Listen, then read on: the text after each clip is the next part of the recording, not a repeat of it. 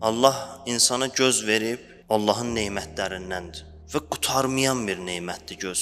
Allah bu neməti verib insan bu nemətlə kamal tapsın, kamilliyə tərəf hərəkət eləsin. İnsan gərək Allahın insana verdiyi nemətlərin haqqını əda eləsin. Onların haqqı var, boş-boşuna deyil.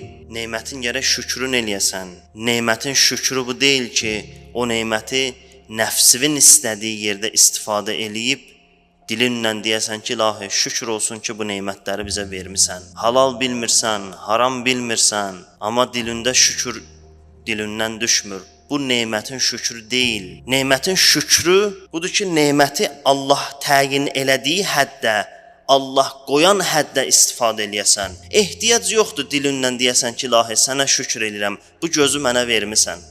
Əgər bu gözlə naməhrəmə baxmırsan, haram yerlərə baxmırsan, Allahın təyin elədiyi həddən o tərəfə keçmirsənsə, heç ehtiyac yoxdur dilində deyəsən, sən həqiqətdə şükür eləyən insansan.